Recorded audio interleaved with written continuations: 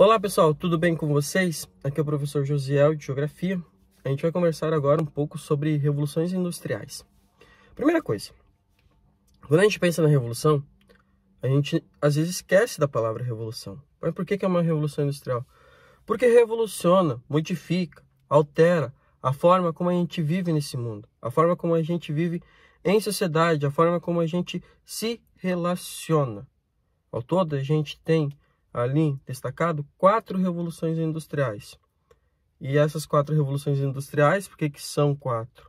Tá? Porque as inovações tecnológicas que foram vindo, elas acabaram mudando a forma como a gente vive e se relaciona nesse mundo. A primeira coisa que a gente pode pontuar, o tempo. O mundo ele continua grande, do jeito que ele sempre foi.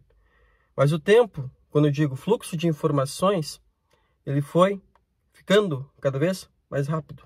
Ou seja, a gente espera menos, tá, uma informação chegar. Mesma coisa, os meios de transporte se tornaram mais rápidos e mais acessíveis e mais tecnológicos, ok? Quando a gente pensa a primeira revolução, a gente pensa aquela revolução lá de meados do século XVIII, com a descoberta do carvão, que vai ajudar a ter a invenção da máquina a vapor. O carvão vai lá, aquece a água, o vapor da água movimenta o motor. Nós vamos ter revolução nos transportes. Eu tenho o próprio navio a vapor, o próprio trem. Então, eu começo a diminuir as distâncias e começo a diminuir o tempo. Quando eu digo tempo, tempo de viagem e o tempo do fluxo das informações. A gente chega na famosa segunda revolução industrial. Essa revolução ela vai modificar a forma de produzir, porque vai vir o Fordismo. O Fordismo nada mais é do que uma linha de montagem. Anteriormente, funcionário, operário, colaborador, tem várias palavras hoje em dia. Ele fazia o quê? Ele era encarregado, às vezes, de fazer o processo produtivo inteiro. Hoje, por exemplo, ainda tem o Fordismo, tem muitas empresas que têm esse método, tá? Obviamente, esse método está bem mais adaptado. Cada operário, cada colaborador, funcionário, ele tinha uma função, fazer a mesma função o dia todo, tá? É a famosa linha de montagem. Cada um fazia uma parte do processo produtivo e no final ali da esteira nós tínhamos então o produto pronto. Se eu estou falando de Fordismo, obviamente que a gente está falando ali dos automóveis, tá? A indústria, tá? Já que a gente falou de automóveis, ela acaba às vezes criando necessidades que às vezes a gente nem sabia que tinha essas necessidades. Então o Ford dizia antes do automóvel, se perguntasse para as pessoas o que elas queriam carros mais rápidos ou cavalos mais rápidos? Cavalos, porque não existia o automóvel. Então o automóvel é uma inovação. Lá na segunda revolução industrial nós temos muito forte chegando a eletricidade, a descoberta do petróleo, o aço. Só aí petróleo, aço. Por que será que na nossa vida não tem isso, né? Quando a gente vem dessa tecnologia. Então a segunda revolução industrial vem com vários eletrodomésticos, vamos dizer assim, já que chegou a eletricidade. E se chega o petróleo, eu vou ter plástico, muito plástico. E hoje a gente vê que é um dos grandes problemas. Essa revolução talvez seja a única que vai ter um momento determinado que ela acaba. Tá? Porque a gente vem a terceira revolução industrial, que inicialmente ela é marcada pela energia nuclear, a partir do momento que tem as bombas de Nagasaki e Hiroshima. A terceira revolução industrial também ela é conhecida como revolução técnico-científica informacional. Tá? O que eu vou ter nessa? Satélites, computadores, celulares, a internet. Tá? Tudo isso vai nos aproximar, de um mundo tecnológico que a gente vive hoje. Tem ainda ali o ramo da robótica, tem o ramo da biotecnologia.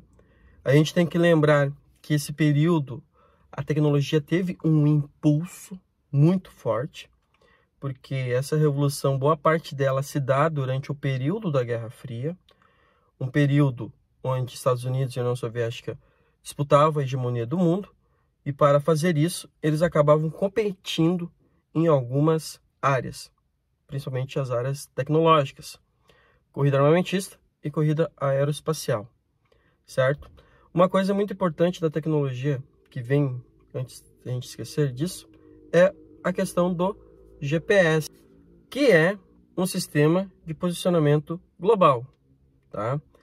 O Google usa, a Apple usa nos seus aplicativos, Uber usa, os aplicativos de comida usam. Então, a gente usa muito isso para viajar. Então, os lugares eles se tornaram mais acessíveis, né? Praticamente a gente tem uma inteligência artificial que vai nos indicar o que a gente deve fazer, o caminho que a gente deve seguir. Então, passando ali, termina essa Guerra Fria, tu vai ter uma base científica, uma base informacional, uma base tecnológica. E a gente chega na quarta Revolução Industrial, que é a que a gente está vivendo nesse momento. Com a quarta Revolução Industrial, nós temos tecnologias cada vez mais evoluídas e mais rápidas elas são desenvolvidas. Eu tenho uma revolução na forma de trabalhar também, obviamente. Antes de a gente completar e falar de algumas inovações, a gente retorna lá para o Fordismo. Lembra do Fordismo? Agora, ali com a terceira revolução, veio um sistema chamado Toyotismo, que usa a base do Fordismo, só que o Fordismo era produção em série. Produzir, depois comercializar. Com o Toyotismo, não.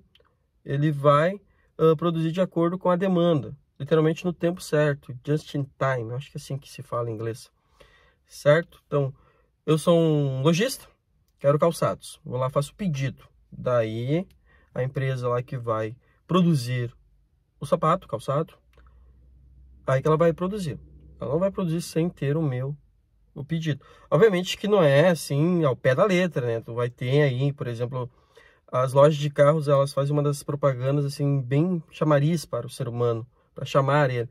Temos carro pronto entrega. E aí? Porque às vezes tu vai comprar um carro zero, tu demora dias para recebê-lo em casa. Certo? Voltando agora para a quarta Revolução Industrial, tem algumas coisas aí que estão na nossa vida bem presentes hoje em dia.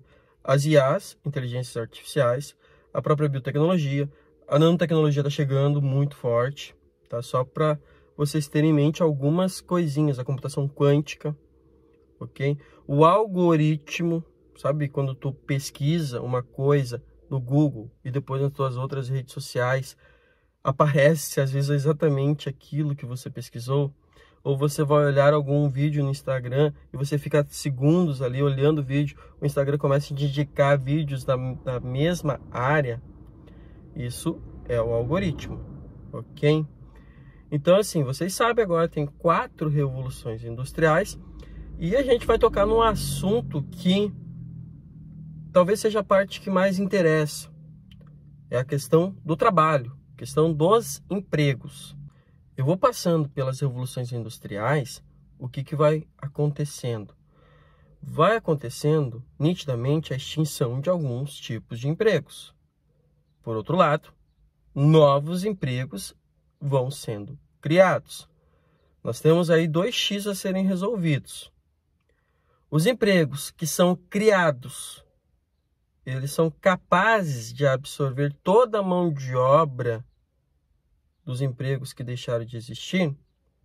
Fora isso, muitos postos de trabalho foram deixados de lado porque a mão de obra humana foi substituída por máquinas, por robôs. E quem que vai absorver essa mão de obra? Esse é um X que a gente tem que ver. Outra situação que é bem pontual, que há muitos questionamentos, aqui no Rio Grande do Sul também. Tem emprego. Só que o que acontece? Muitos desses empregos não são preenchidos, essas vagas no caso, por falta de mão de obra qualificada. E como qualificar essa mão de obra? Como investir nela? São pontos a ser pontuados. Outro detalhe que não pode ser esquecido. Jovens, tá? A maioria deles, mais de 60%, trabalharão em empregos que ainda não existem. Isso não é uma previsão minha, tá? É o que se fala muito nesse meio científico aí de revolução industrial, ok? Para meio que concluir, relações de trabalho. Com a pandemia teve um aumento do home office, tu tem agora salas alugadas e compartilhadas entre várias empresas, nós temos trabalhos que estão mais atrelados ao quanto tu pode resolver os problemas. Não é aquele trabalho repetitivo, tu sempre fazer tudo que tu tem que fazer ali. Não, tu tem que mais, às vezes, é resolver problema, trazer solução e assim por diante. Certo? A Revolução Industrial está aí, ela se mantém, ok?